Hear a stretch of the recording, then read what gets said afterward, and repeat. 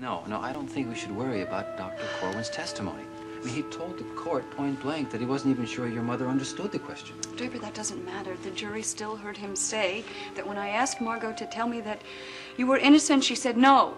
Well, I think you handled it in the cross-examination very well. Well, I really think Dr. Corwin would like to be on our side. The question is, was Margot on our side? What do you mean by that? I think maybe your mother was being spiteful. How can you say that? Margot would never deliberately implicate you. Oh, wouldn't she? No, Well, there is, you know, another possible explanation, possibility that she might have understood you to say was Draper guilty, not innocent.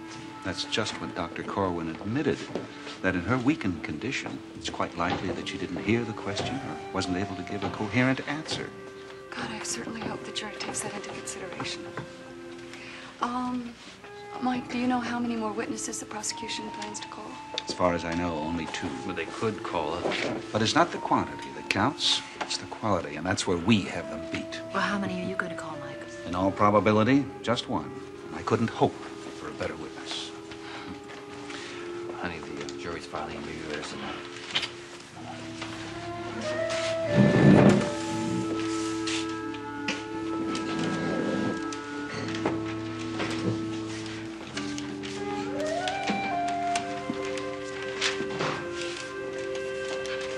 All rise. Hear ye, the criminal court of the county of Monticello is now in session. The Honorable Martin Oliveri presiding. Be seated. Is the prosecution ready? You are, Your Honor. Is the defense ready? Ready, Your Honor. Very well, Mr. Nelson. Would you call your next witness? Yes, sir. If it please the court, we'd like to call Mrs. David Henson. Mrs. David Henson, please take the stand.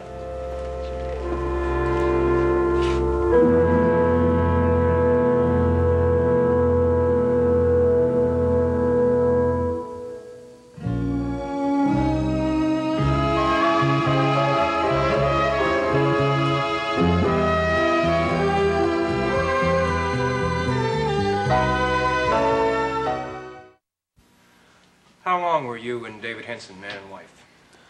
We were married for 32 years. In those 32 years, did he ever discuss matters which concerned him at the office? Yes, quite often. Were you aware that there was an opening in the criminal law division of his firm? Yes, he told me they were looking for someone to head up the division, and they were having a difficult time finding someone. Is there a candidate for that job here in the courtroom? Yes. Draper Scott was being considered. It's a good job, wasn't it? A very good job. One that any lawyer would covet. One that he would go to any lengths to get. Objection, Your Honor. Counsel is leading the witness. Your Honor, this is a highly relevant point. I'm trying to establish the importance of this job. Sustained. Mr. Nelson, please concern yourself with the facts in this case. Yes, sir. Mrs. Henson, what was your husband's position at Seward, Paxton, and Whiteside? He was a senior partner. With the power to hire Mr. Scott? Well, in this particular case, all of the senior partners had to give the same approval. And did your husband give him the green light? No, he rejected him. In fact, your husband was the only senior partner to reject Mr. Scott. Isn't that correct? Yes. Well, why? Did he do badly at the interview? My husband never met with Mr. Scott. Well, did your husband usually make such important decisions without the benefit of a personal interview? No. Did he give you a reason why? Well, he said that he'd been checking into Mr. Scott's background and decided that he just wasn't qualified for the job. So the possibility of Draper Scott working for the firm of your husband ended there, correct? No. Some of my husband's partners had met with Mr. Scott before and were very impressed with him. They put pressure on David to reconsider. Mr. Carr, Michael Carr, even came to my husband and urged him to give Mr. Scott a second chance. And did your husband reconsider and meet with Mr. Scott again? Well, he agreed to another meeting. And what was the result of that meeting? It never took place. Why not? Well, one day my husband came home and told me to pack my bags. He said we were going on a European vacation that we'd been planning for some years. Once again, leaving the defendant, Draper Scott, in the lurch. My husband promised to meet with Mr. Scott as soon as we returned. Only, while you were away, the position was filled by a candidate that Mr. Henson had already approved. Well, the truth is that my husband was avoiding Mr. Scott. He had no intention of meeting him. Oh, why would your husband treat the defendant that he never met before in his life so cruelly? Well, I only learned the truth a short time ago, just before my husband died. The first rejection was based on advice from a friend of David's, someone who knew Mr. Scott and said that he wasn't right for the job. And who was that friend? Margot Huntington. Also known as Margot Dorn. It's a very small world, isn't it? Now, just exactly did Mrs. Dorn exert such influence on your husband?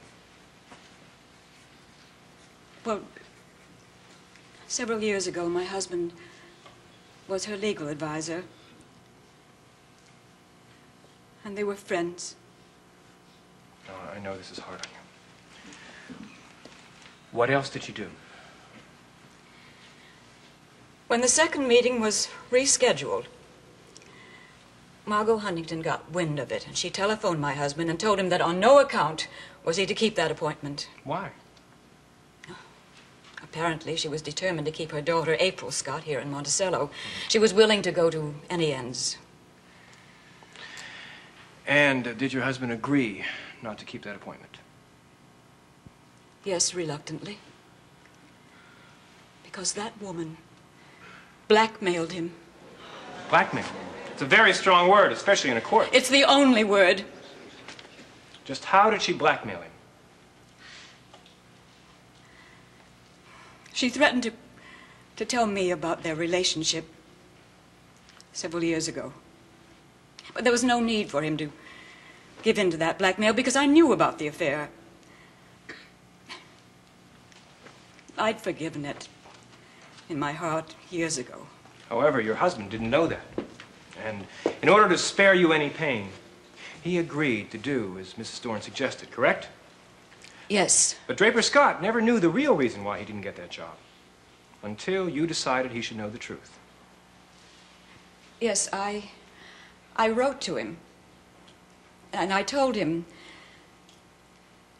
I had some information that would be very important to him. This was right after my husband died. I suggested that the next time he came to New York, he should come and visit me. Well, he came the same day that he got the letter. The same day that he got the letter. He obviously was very upset over not getting this job. Now, when he was in New York, you told him the truth about his mother-in-law, correct? Yes, I did, and I'm sorry now that I did. Why? I didn't want to cause him any more pain. I certainly didn't want to incite him to anything rash. Objection. That answer is not responsive and prejudicial. Oh, I'm sorry. I didn't mean... The objection is sustained. The answer will be stricken. Thank you, Your Honor. Mrs. Henson, what reaction did you see exactly when you told Draper Scott the truth about his mother-in-law?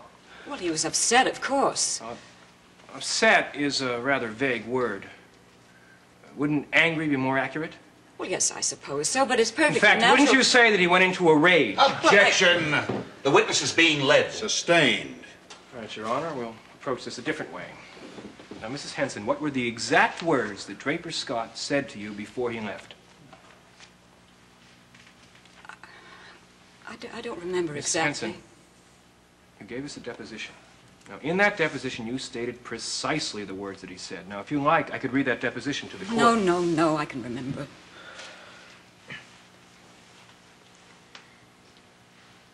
He said that he was going to take a walk, a long walk to cool off.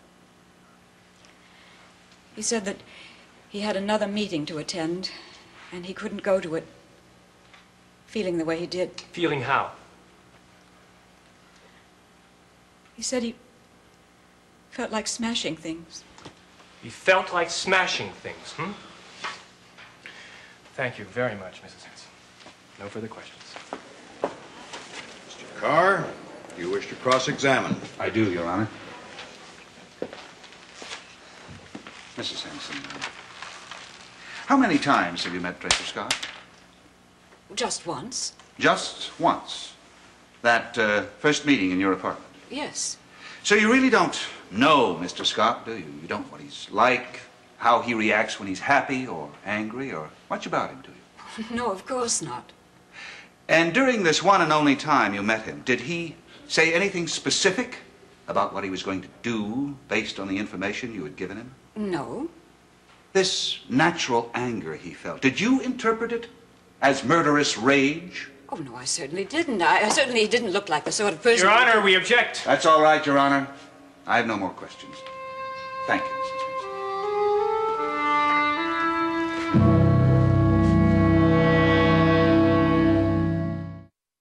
Chief, I just cannot bring myself to do it. And what happens the next time this lady decides she has an enemy, goes out and finds herself a walking drugstore again and starts this whole process all over? She wouldn't dare. What if her next victim isn't as lucky as you and Miles were and doesn't find out in time? You want that on your conscience? Look, I cannot bring charges against her. It could only lead to an unpleasant court scene. Inquests aren't much fun either. Look, I cannot. I don't want Owen to suffer with this woman anymore. Don't you understand? I don't want to cause him any more pain. I think your loyalties are very misplaced. All right, why don't you call Miles Cavanaugh and get him to bring charges against her? He was as much a victim as I was. The only thing Miles wants to think about now is detoxification. Well, it just isn't fair. The woman's practically getting away with murder. Hey, whoever said life was fair? And I still think that Elliot Dorn should be on trial instead of Draper Scott. Just because the man doesn't have an alibi doesn't mean he's guilty. Now, look, Detective, I'd like to help you out on this, but the facts simply don't warrant any further investigation. Well, I am going to go out and find something.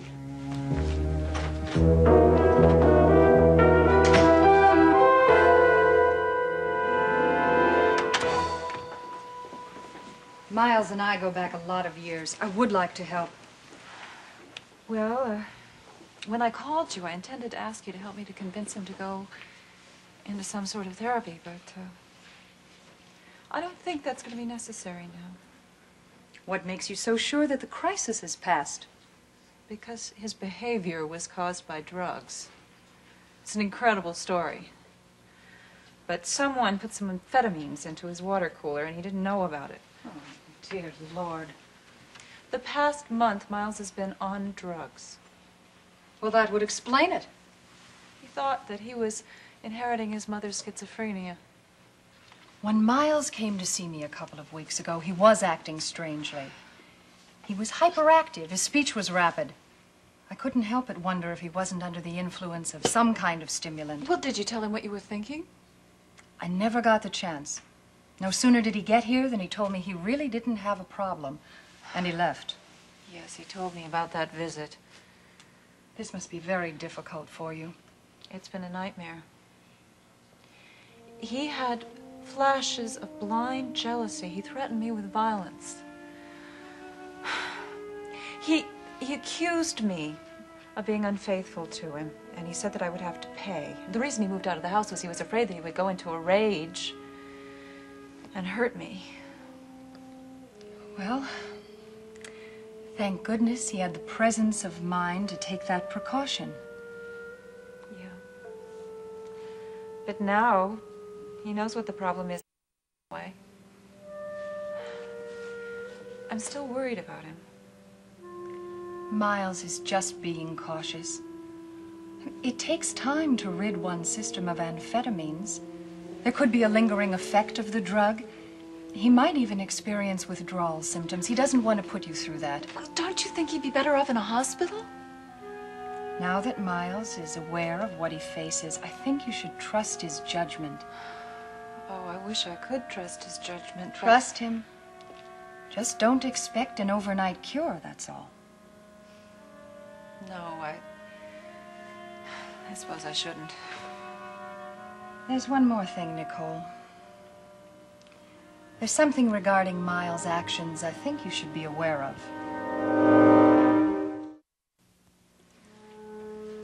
Even though Miles' behavior was extreme, the thoughts and feelings he expressed may very well have a base, albeit a small one, in reality. I don't understand. Miles didn't just create his jealousies and guilts. These are issues he may not even be aware of, buried deep in his subconscious. He may still have some insecurity over the strength of your marriage. Dr. Perry, I assure you, Miles has absolutely nothing to worry about as far as my feelings for him are concerned. I love him. Whatever I have to do to help him get better, I assure you I'm going to do. Of that, I have no doubt. Thank you for your time. I guess I better be running along. Nicole, just remember, be patient with him.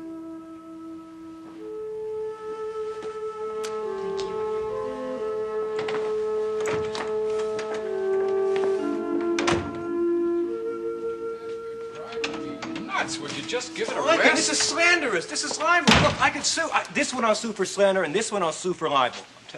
This is what I get for being such a great attorney. Why, if I were an average run-of-the-mill assistant district attorney, you would assign somebody else the privilege of sending Draper Scott off to prison. Don't complain to me. You're the one who wants your name to become a household word, right? Yeah, but somehow I never wanted it in the same category as acne and bad breath. Boy, I'd be more popular around this town if I were prosecuting Mary Poppins for carrying an umbrella without a license today. There's this old lady, and I thought I'd help her across the street. And she refused me flat. Boy, Mom never treated me that way before. Sticks and stones, Cliff. Sticks and stones. Oh, I just wish Draper Scott would confess. Save me all the embarrassment of this hate mail. I think that it's a little unreasonable of you to want a man to confess to something that he didn't do. Boss, which trial are you looking at? Come on, all that evidence says that he's guilty. Hey, we're not in the courtroom now. I have my opinion. Let's just drop it, okay, huh? Yeah, I wish I could. Tomorrow I got to put Deborah Saxon on that stand. Boy, after she puts the last nail in Draper's coffin, any chance of me and Scarlett living happily ever after will be gone with the wind. Why you inflict yourself on that nice young woman is just beyond me. Because she loves me. Thank you. Yes, Kathy. She is? No. Send her in, please. Guess who's here? The light of your life. Really? Hey, wait a minute. Before you let her in, hold it. How do I look, boss? Okay? That's the best you can do? Hey, my only chance is to make her think I'm suffering because of this case. All right, now, I'm ready. Let her in. Come in, please, Deborah. Hello, Logan. I'm glad you could see me on such short notice. Well, hello, Deborah. I'm sorry I couldn't get up. Just don't pay any attention to her. I try not to. Logan, if you've got some time, I would like to talk about Draper's case. Oh, you want to go over your testimony? I suppose we could have dinner, but look, at nothing romantic, please. I got a headache tonight. Maybe 7 o'clock? No, thank you, Cliff. 8 o'clock? I want to talk to 9 Logan o'clock? alone. Hey, I'm the one who's in charge of this case, remember? I said alone. Now, why don't you run on down to the docket clerk and see if there are any senior citizens you can prosecute for jaywalking? That hurts, Deborah. That really hurts. Cliff, could you do me a favor? Just wait outside just for a minute. I mean, there are some things I'd like to discuss with you when Deborah and I are done. It's funny, you know, you didn't ask me to wait outside when you were begging me to handle the prosecution of this case. Out. Oh, yeah. I wonder if Clarence Darrow ever put up with this disrespect. Wonder if Clarence Darrow's boss had to put up with this kind of nonsense. Sit down. What can I do for you? Logan, I know that Draper's your best friend. You don't believe he killed Margot. That's true. But you're also the district attorney, so you've got to do your best to convict him. It's an interesting parley. It's painful, but it's interesting. Yeah, well, the two do seem to be incompatible. But I think I've come up with a way in which the best friend and the DA can help Draper. Now, when you come right down to it, the case against Draper is based on nothing more than circumstantial evidence. Yeah, but it's incredibly strong nonetheless. Well, let's just make that circumstantial evidence work for Draper. Fine. What do you have in mind? We both know that Draper is not the only person who could have killed Margot Huntington. Yeah, but Draper is the only one on trial. Yes, I realize that we don't have enough facts to make a case against Elliot Dorn, but there's some pretty damning circumstantial evidence against him that would make him a wonderful suspect. Oh, Deborah, we just can't go around pointing accusing fingers at people we'd like to believe But the are guy guilty. has got the worst alibi in the world. He says he was out alone. And that was after he gave me 2 totally false statements regarding his whereabouts. It doesn't put him in the penthouse, does it? Doesn't negate the possibility that he was there either. Point for you. Elliot had just as strong a motive as Draper, perhaps more so. I grant you that. But where's all this leading us? What are you getting at? Reasonable doubt. Now, if we can get Elliot on the stand, get him to tell his story, the jury might have enough second thoughts about Draper's guilt, and that's all we need to get Draper off the hook. Yeah, it might work. I mean, maybe Mike could call him. It'd be stretching the rules of procedure, Lon. I'd probably have to object. Well, you could call him as a witness for the prosecution. You've got good reason. He was Margot's husband. He can testify to the court about his relationship with Margot and Margot's relationship with Draper. I don't believe this. You want me to call a prosecution witness just so the defense can have a chance to cross-examine him? Cliff, come in here a minute, will you? I mean, there are some ethics involved with practicing law, in case you didn't know that. Well, you two have a nice conversation? Cliff, first thing tomorrow morning, we're calling Elliot Dorn to the stand. Kathy, get me a couple of blank subpoena forms, will you? Thanks.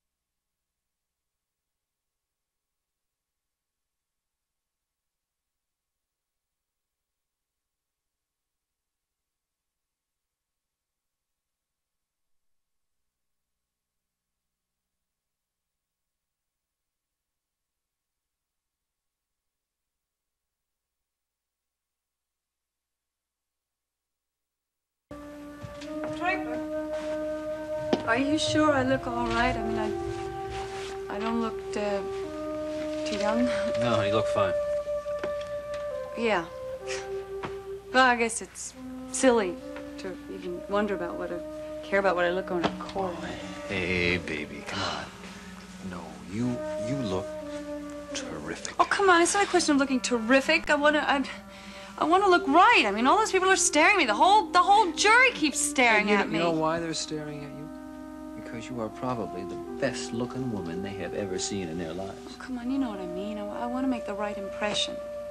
It's hard to do in these stupid clothes. Well, you know, I think your pregnancy is getting us a lot of sympathy. Think so? Yeah, I know so. Oh, I hope so. I just keep hoping that jury won't have the heart to send a father to be to prison. I love you. Sitting there the past couple of days thinking about just how much I love you. Thinking about all the wonderful times we've had. We're gonna have a million more of them, too, I promise.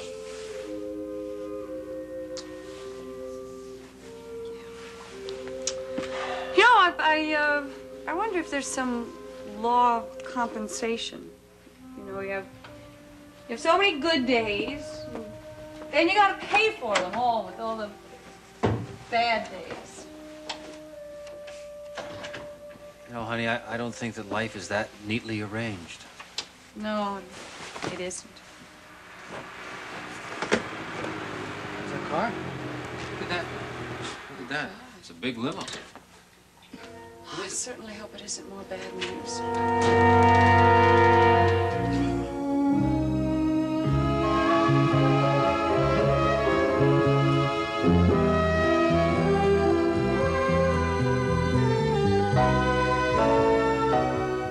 Come on in.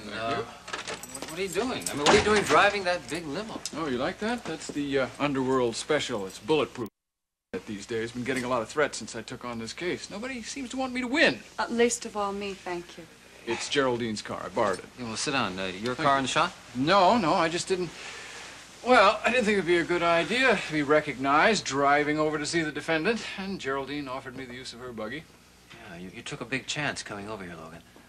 Look, if you had a message for me, I think you should have gone through channels and seen me in the courtroom. Oh, this is not for the courtroom. Well, do you have any news? Is there any more evidence on the case? Well, it's not new. Are you going to see Mike this morning before court convenes? Well, sure. He usually comes by and picks me up. We drive in together so we can talk. Well, terrific. Give me a chance to talk to you both at the same time. About what? Oh, come on. Have you got anything to say? Would you please tell us? Well, look, I don't want to blow this out of proportion, but there's sort of been a renewed police investigation of Elliot Dorn. Well, I haven't heard anything official.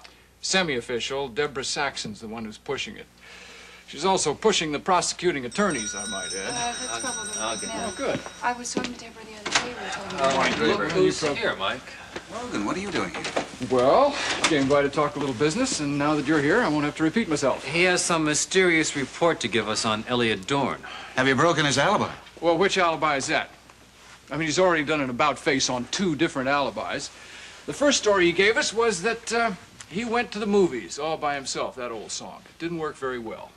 The second one was he was involved with a young woman. Oh, a young married woman, and I'm afraid knowing Elliot, even I have to accept that possibility. He said that wasn't the only reason he was protecting her name. Seems he didn't want his fiancée, Nola Madison, to find out about her. But you said he retracted that statement, too. Yeah, Deborah Saxon, she nailed him on it. Demanded that he name the woman involved or else. Didn't mention what the or else was, good thing. I mean, there's no way we could force him to talk. True, he's not under indictment. Well, he retracted the second alibi. Said he made it up. There never was a woman. Logan, what's the point of all this? Is there some way we can use this information? You're not suggesting that we call him as a defense witness. We can't do that just to attack his alibi. Court wouldn't allow it. Mike, if we could break him down, it would help us establish reasonable doubt. Well, then we've got to do it, period. There's no question. April, it wouldn't work. It would be a flagrant misuse of a witness to call him and then accuse him of the crime. Well, I suppose I could call him as a prosecution witness. You? Oh, he'd make a dandy prosecution witness. I mean, think about it. He was married to the victim.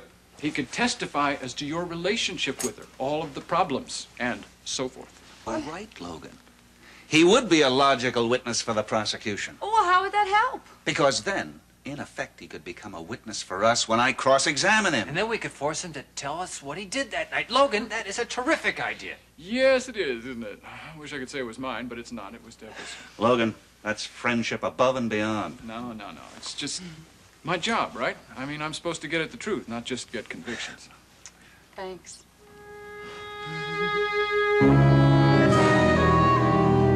I bet you the jury, you're behind all this, huh? You probably got him wrapped around your little finger. Who, me? Yeah, you. Look, I don't want to put Elliot Dorn on the stand. Come on, I got witnesses coming out of my ears. Cliff, Elliot is going to make a wonderful witness for you. Don't forget he was living with Margot the whole time. He saw everything that went on between Margot and Draper, all the antagonism, all the fights. Yes, but I've already established that. The jury knows that Draper Scott hated his mother-in-law. I'm not going to put him on the stand. Cliff, just wait and see. Elliot wants to send Draper to prison as much as you do. And why do you want to send him to prison, huh? I mean, aren't you supposed to be Draper Scott's friend? I'm a police officer. First and foremost, I have to uphold the law. Now, I think if Elliot wants to say something, I think he should be allowed to say it, just as I'm going to testify for you, too. You do remember the subpoena you issued me? Well, I had to get a date with you some way. Well, you have to stop meeting like this. Well, I promise I'll be gentle. But I'm not putting Elliot Dorn on the stand. Now, look, I'm in charge of this case, right? Not Logan Swift. Cliff, you've already issued your subpoena. Okay. I promise to put Elliot Dorn on the stand if you'll take me to dinner tonight. You keep your promise, I'll keep mine.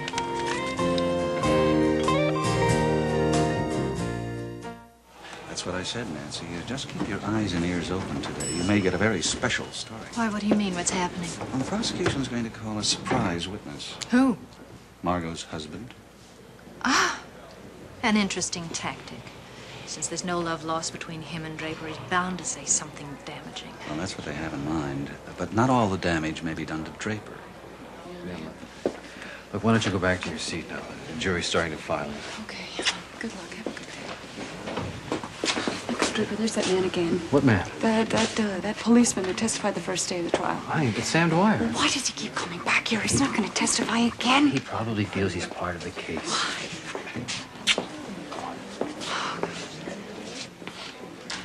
All rise. Hear ye, the criminal court of the county of Monticello is now in session. The Honorable Martin Oliveri presiding. Be seated. Mr. Nelson, is the prosecution prepared to call its next witness? Yes, sir, we are. The prosecution would like to call Deborah Saxon. Deborah Saxon to the stand, please.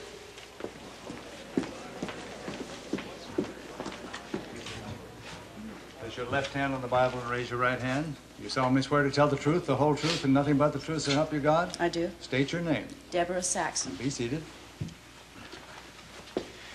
Miss Saxon, what's your occupation?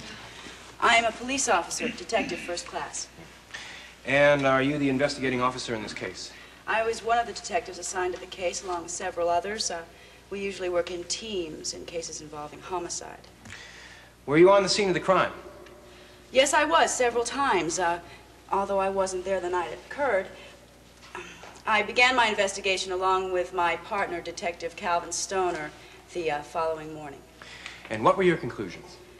Well, they were only temporary conclusions, of course. That the facts stated by the building employees seemed to be correct. That Mrs. Dorn arrived at her apartment about 8 o'clock, went straight up to her penthouse, and Draper Scott followed a few moments later. Now, are you satisfied that the only way in or out of that penthouse is through the private elevator? Yes, I am. The service elevator was locked securely at that hour. We made sure of that. And no one could have gotten on the elevator from another floor. Is that correct? Well, somebody could have gotten on in the basement. The elevator does go to the basement. Are you suggesting that that's what happened? No. In fact, Oscar, the doorman, stated that when he saw Mrs. Dorn enter the elevator that nobody was with her, so she did go up alone. And Mr. Scott went up alone, too? Yes. So, aren't you forced to draw some rather obvious conclusions from those two facts? The facts were obvious, yes. But it didn't preclude the idea that somebody could have been waiting in Margot's apartment for her when she got home. She could have gotten hit over the head the minute she walked in. Detective, I didn't ask you for any theories here. Oh, excuse me, I thought you did. Well, let's pursue the idea that someone was waiting in the apartment when Mrs. Dorn got home. Now, how would this someone get by the defendant, Draper Scott?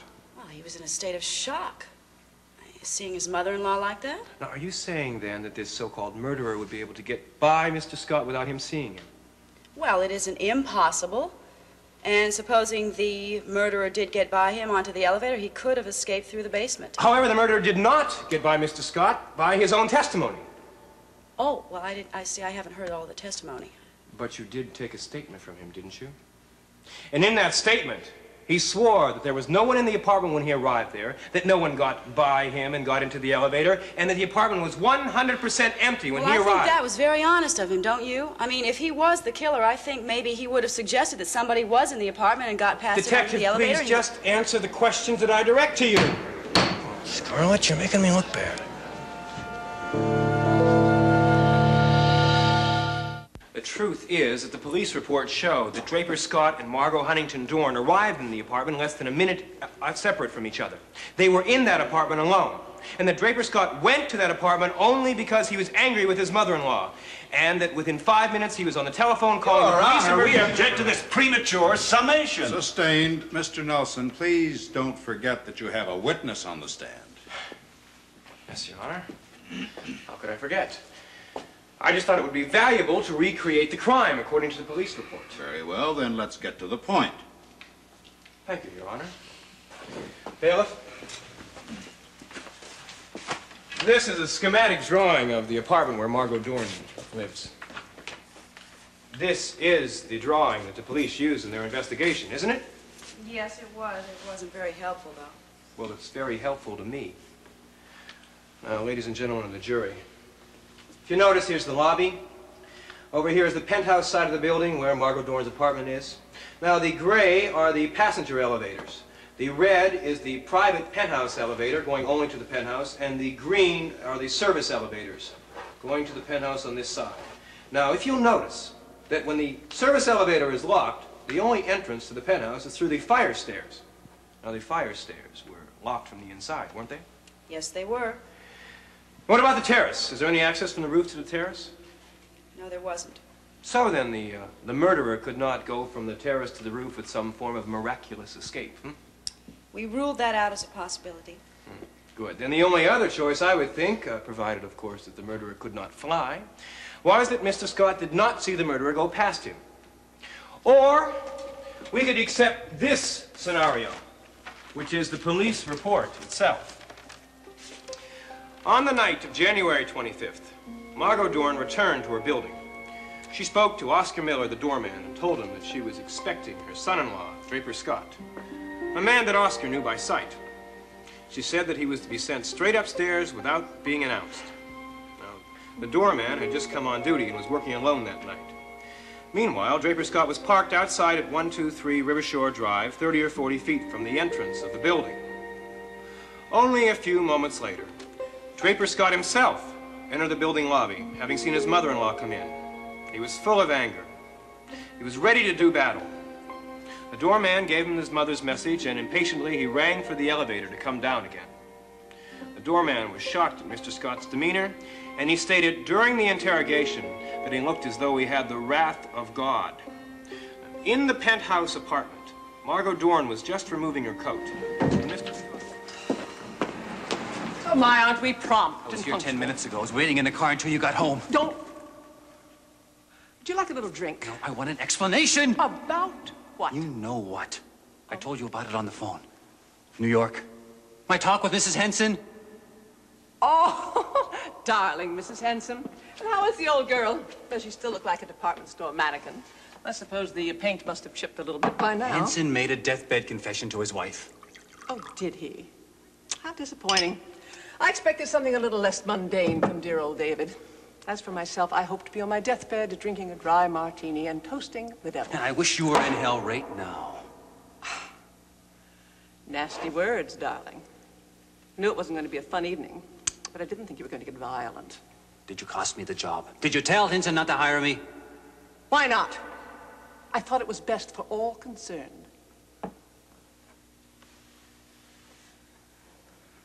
It's true.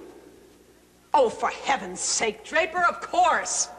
I didn't want you dragging April away from everything, away from her home, from her family, any more than she wanted to go. I did it for April and for you. What, are you crazy? You think I wanted to lose that job? It is suddenly a little warm in Now, here. come on, Margot, tell me. Tell me why you did this wonderful thing for me. Because, darling, I didn't think you would be very happy in New York, away from everything you know and everyone you know, away from your associate, Mike Carr. But that was my decision to make. For heaven's sake, face the fact it was Mike Carr that David Henson's firm wanted in the first place, not you. You were a very poor substitute. In fact, without Mike Carr, you would be nothing but a dismal failure, Draper. And if you want a little more truth, if you had taken that job, you wouldn't have made it. You don't have the capability of handling so important a job as that. You would have been a failure, you would have been a humiliation to yourself, and you would have been taking my daughter away for nothing. That's all you cared about, isn't it? Keeping April here. You would have done anything to keep her here. Yes, you're right. I would do anything to keep her here. I lost her once 25 years ago, and I'm not going to lose her again, especially not to a sniveling incompetent like you. Damn you, Margot. I hope I see you rot in hell!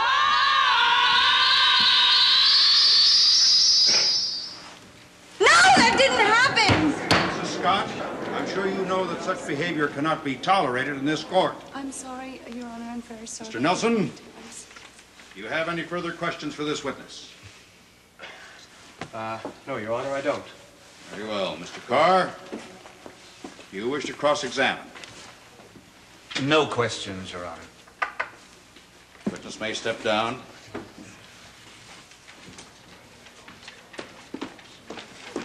Does the prosecution wish to call another witness?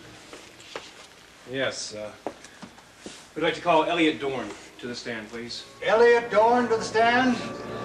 Mr. Dorn?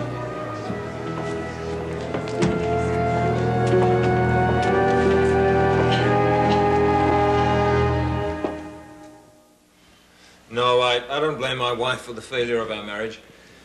There were just too many differences between us, and I didn't have the strength of character to overcome them. Would you say that it was an amicable separation? Yes, I would say it was. We just decided to go our separate ways and not interfere in each other's lives. However, you lived together for almost a year, is that correct? Yes. Well, during that time period, did you observe the relationship between your wife and her family? Yes, we saw them fairly often. Margaret frequently spoke to me about them. By family, of course, she meant Mr. and Mrs. Scott. Yes, I do. Now, would you say that there was some antagonism between the defendant, Draper Scott, and your wife? I'm sure Mrs. Scott wouldn't deny that. Please, answer yes or no. Yes, there was antagonism. Why? Well, Margaret was a very strong personality and dominating kind of person, you know, and she was used to getting her own way. She hadn't discovered motherhood until very late in life. When she did discover it, she became extremely possessive. Objection, Your Honor. That answer is not responsive. I was just trying to explain. Sorry, why? We'll give the witness some latitude. Mr. Carr, objection overruled. Respectfully accept, Your Honor. Thank you, Your Honor. Go on, Mr. Dorn. Well, there was a tug of war between them, Margot and Mr. Scott, over April's affection and attention. And one of the weapons Margot used was her considerable wealth. But for instance, without telling Mr. Scott, she paid a third of the cost of their new home. Would you please repeat that for the jury? Yes, my wife secretly made a down payment on the home the Scotts wished to purchase. The home they're living in right now. Make sure he knows that I've been paid half of that money. Don't worry, I will. Did Mr. Scott ever become aware of this charity? Yes, he did, and he was extremely upset about it. So, you see that there were many quarrels between Mrs. Dorn and Mr. Scott. That the night of January 25th was just the culmination of all of these quarrels between them. Objection, Your Honor. Sustained. No more questions? Mr. Carr? Thank you, Your Honor. Mr. Dorn, You said you were living apart from your wife. Yes. How long had it been since you'd last seen Mrs. Dorn? Several weeks. Can you give me the exact date? I'm afraid I can't. Why not? Well, I have no particular reason to remember the date. Or the discussion? I remember the discussion, all right. Good. What was it about? I don't see why that matters. It matters to me, Mr. Dorn, and it may matter to this case. Well, we discussed our marital relationship and the arrangements that had to be made. But you don't recall when this discussion took place? I'm afraid I don't. Would it help if I refreshed your memory? Look, I don't see how this has got to... Isn't it a fact that the last time you saw your wife was the night of January 25th? The very night Margot Dorn was clubbed to death?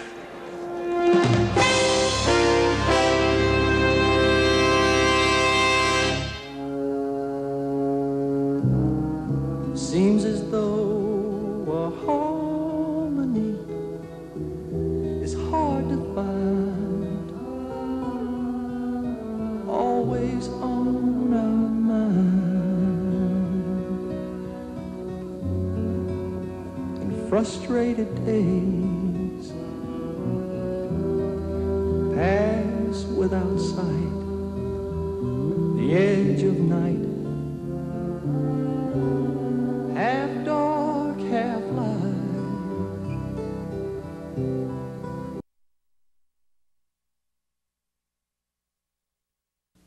Mr. Dorn, you said you were living apart from your wife. Yes. How long had it been since you'd last seen Mrs. Dorn? Oh, several weeks. Could you give me the exact date? I'm afraid I can't. Why not? Well, I had no particular reason to remember the date. Or the discussion? I remember the discussion, all right. Good. What was it about? I can't see why that matters. It matters to me, Mr. Dorn, and it may matter to this case. All right, we discussed our marital relationship and the arrangements that had to be made. But you don't recall when this discussion took place? I'm afraid I don't. Would it help if I refreshed your memory? Your Honor, I don't see how this Isn't it a fact that the last time you saw your wife was the night of January 25th, the night Margot Dorn was clubbed to death? Well, certainly not. Isn't it a fact that you decided to call on your wife that evening to renew your plea for a divorce? No. And isn't it a fact also that you desperately wanted that divorce so you could marry Mrs. Nola Madison, and that Margot Dorn refused to set you free?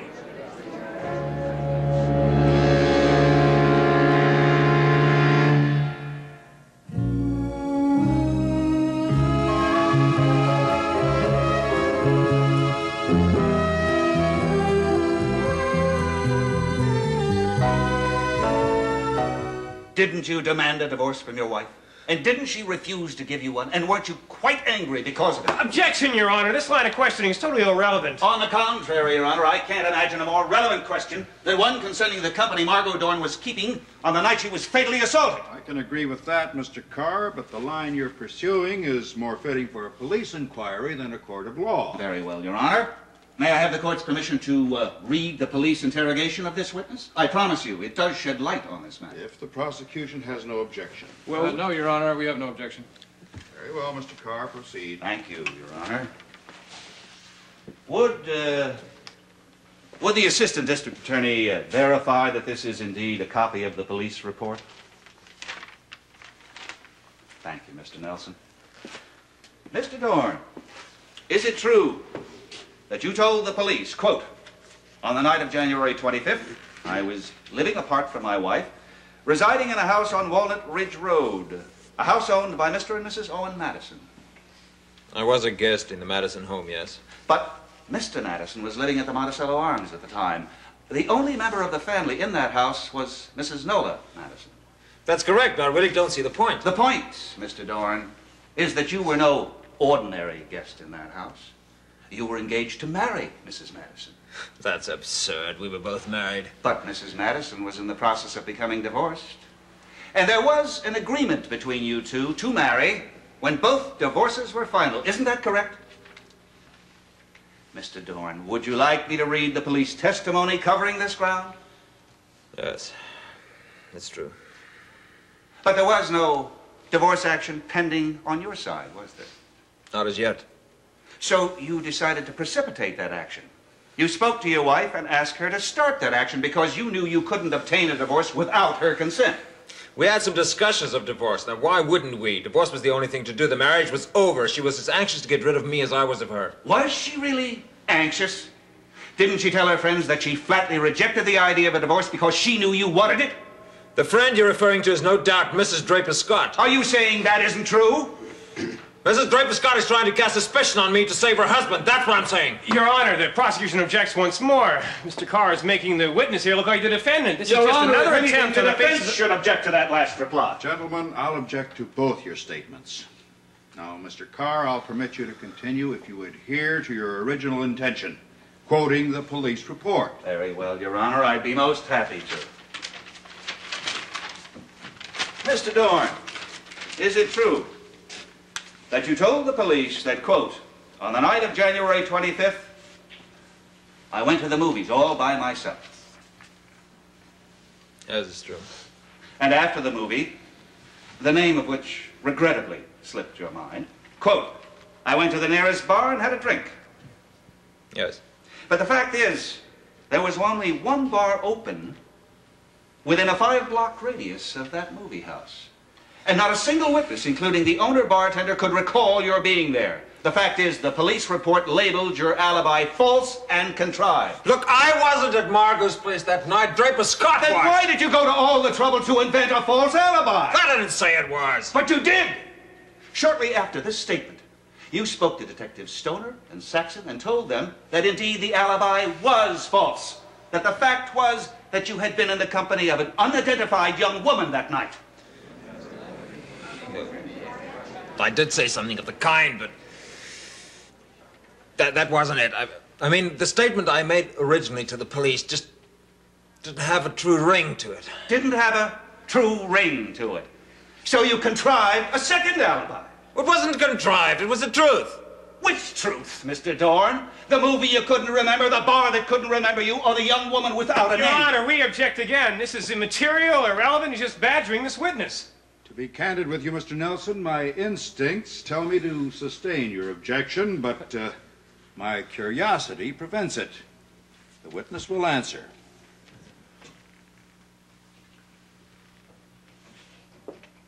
All right. There was a young woman. And her name was? I can't tell you that. It wouldn't be right. Chivalry, Mr. Dorn? We did nothing wrong. All we did was have dinner together. Well, in that case, perhaps we could find a waitress in that restaurant who saw you. We dined alone in private. And you absolutely refuse to reveal her name? I see no reason why I should. I'm not on trial here. No. Of course not, Mr. Dorn. Of course not. I have no further questions, Your Honor. Mr. Nelson, you wish to redirect? Yes, sir, I certainly do. Now, Mr. Dorn, you swear that you were nowhere near 123 Rivershore Drive on the night of January 25th? I was not. Now, is there anyone who could verify that statement, except, of course, this young lady? I suppose not. Then will you please tell the jury the name of this woman? I can't. She's married.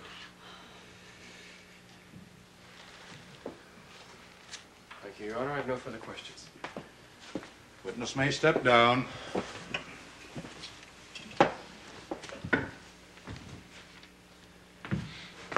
This court will be in recess until 1:30 p.m. All rise. Well, I hope you're satisfied. You just blew our surefire case. Not necessarily. Think positively. Well, listen, we got to talk about this, all right? What about lunch? Oh, I got a lunch date. Zweibacher for 2 with my little boy. I'll see you later. Mike, I'm so happy. It was wonderful. I think we did it now. No, take it easy. He hasn't proven anything yet. Oh, come on, Draper. You saw how guilty Elliot looks, and you know why. Oh. Because I believe he is guilty.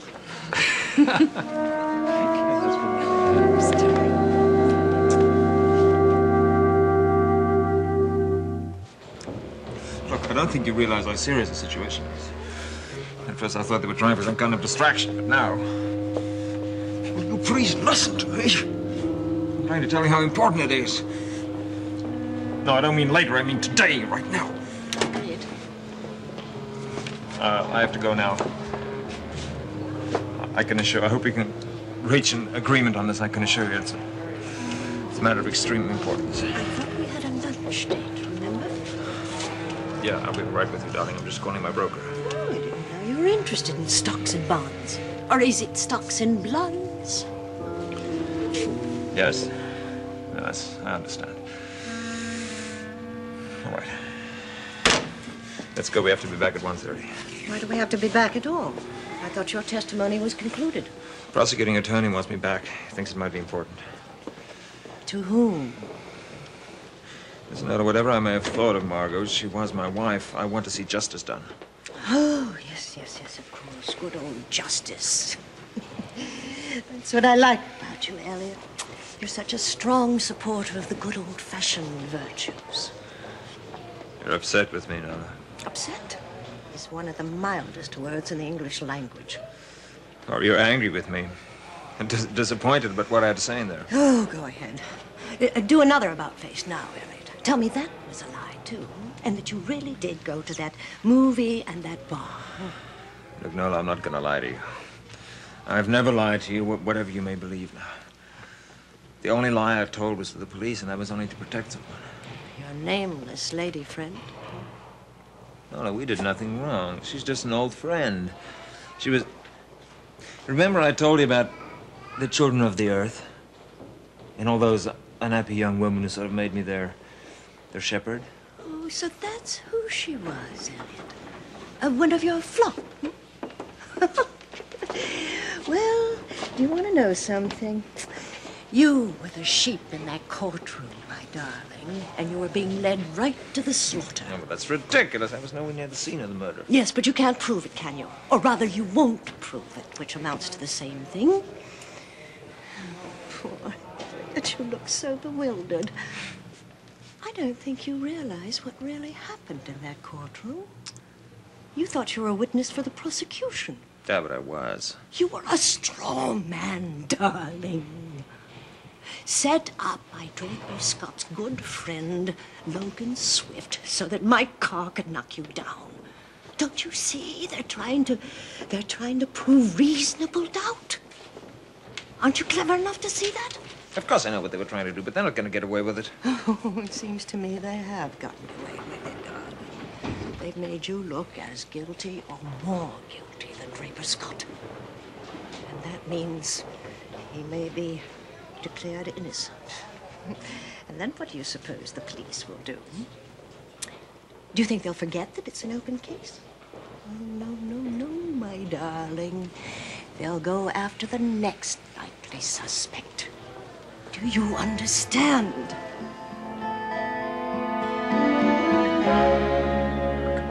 Logan, I wish you wouldn't bring home so many sweets. This baby has too much of a sweet tooth as it is. It's one cookie. What can that hurt? I mean, it's one big cookie, but this is very special. I got this at that new little shop around the corner, you know, the cute one, the crummiest cookie in town. They weren't kidding either. There's going to be crumbs from here to there when we get done. And you haven't even given me one crumb. Don't you want to tell me something about the trial? Oh, I'm sorry that sitter didn't show up this morning so you could attend. Here you go, Jane. I didn't mind that at all. Nope. I didn't enjoy sitting in that courtroom, I can assure you. Not just because I love Draper, and I know perfectly well that he's not guilty, but because of you, too. You don't have to worry about me. I'm hardly working. Haven't had to say more than 10 words whole trial. Still, I know you're suffering and that you hate it a lot. Yeah, I do. It's just that I feel so helpless sitting there. I gotta watch Draper being crucified by my office, no less. Nothing I can do about it. Well, maybe not exactly nothing. I did do a little something today. What do you mean by that? Well, let's just say that I opened a door for Draper, and maybe he'll be able to crawl through. Hope so, anyway. Sure hope he doesn't have to go to prison. Of course you don't. I want him to stay here. Become a daddy. As you well know, you really can't appreciate that until it actually happens to you.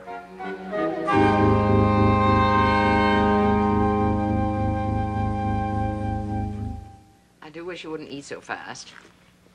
Don't have much choice, do I? Court convenes at 1:30. I'm probably going to be late as it is. Oh, boy, if I get caught in that bridge traffic. You said it wasn't vital for you to be there. No, it's Cliff Nelson's case. The only reason I'm there at all is to make sure he doesn't go berserk. I think he's doing a good job. Damn good. He really surprises me. Tends to be a class clown around the office, you know. In that courtroom, he's all business. You can't expect him to try and lose the case. No, I guess I can't. He's got to do his job. I've got to do mine. Who knows? Maybe that stunt we pulled today will... Just have to wait and see. You're right. I got to run. Jamie, you gonna give your old man a kiss before he has to leave? Huh? Huh? I don't blame you. He's pretty ugly. I love that kid. Well, it shows. You think he knows it? Of course he does. All children know it. If you love them, they feel happy and secure. And if they suspect you don't, well, that's where you get a lot of your customers. That simple, huh? Love kids, stop crime. Oh, well, it's true. I believe that. And not only for children. Adults need love, too. Oh, well, I can take a hint. Give us a big wet kiss. You better run along. You said you're late. Okay, you take care of him, and you take care of yourself, too. You understand? It's us against the world. Don't forget that.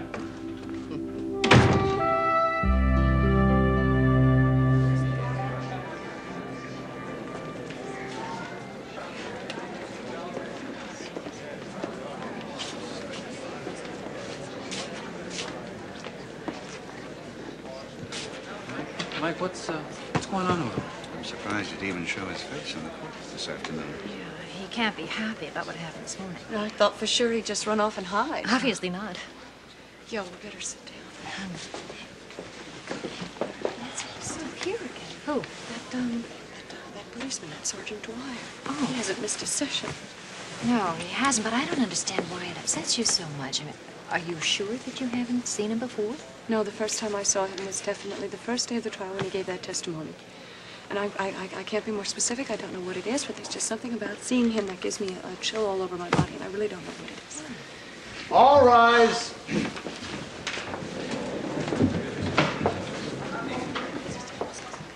Be seated. Mr. Nelson, is the prosecution ready to proceed? Well, Your Honor, my co-counsel, Mr. Swift, hasn't arrived yet. Oh? You wish to ask for another recess? No, Your Honor, we'll proceed. All right, please call your next witness. I'd like to recall a witness with the court's permission. Go ahead. The prosecution recalls Mr. Elliot Dorn to the stand.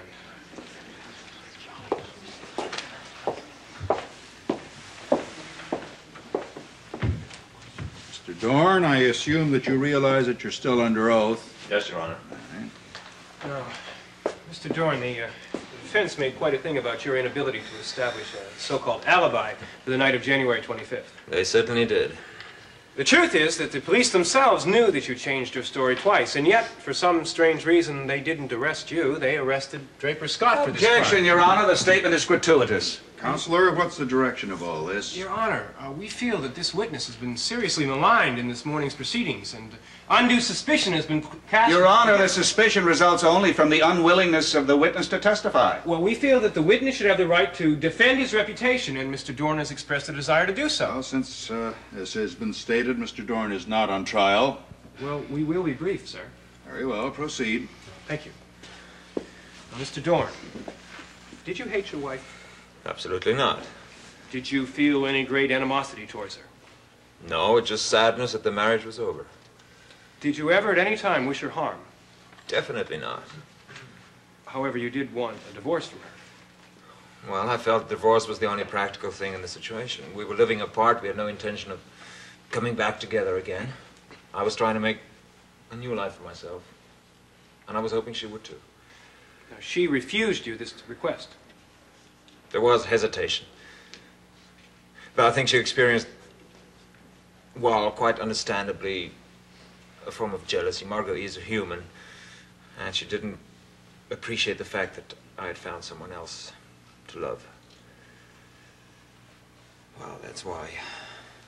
I felt the resistance was just token, and I wasn't concerned. So, it never occurred to you that the easiest way to disassociate yourself from your wife would be to murder her? Definitely not. I swear I was nowhere near the scene of the murder. Thank you, Mr. Dorn. No further questions. Your Honor, since the witness has been recalled, I would like to re-examine. That's your privilege, Mr. Carr. Mr. Dorn, would you tell us the current state of your finances?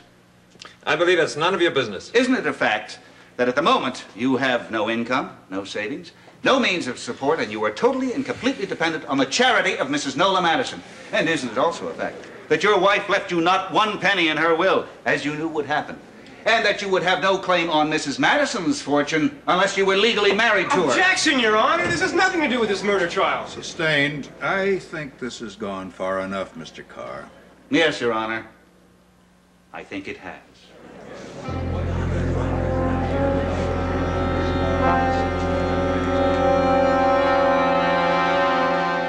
Mr. Nelson, do you wish to call another witness? Yes, Your Honor, we do. We have another witness in connection with the testimony you just heard, but it will take some time for the witness to get to the courthouse. Oh, how much time? Well, she said she would be here any minute. She?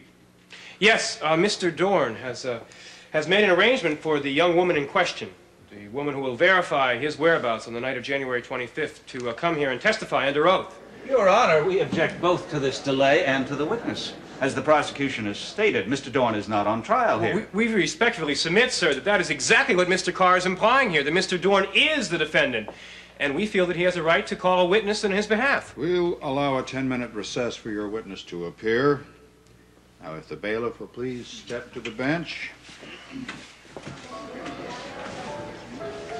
What is going on? I wish I knew. Mike, you don't think this woman really exists, do you? I'd be very surprised if she does. It can't. He's lying. I know he's lying. At another time might have been right, but he was at Margot Dorn's apartment that night. What the hell is going on here? I don't know, boss. This guy says he can produce this witness. The only way right now to save our bacon is to cast all suspicion away from Elliot Dorn. That is what you want on the witness. Who is it?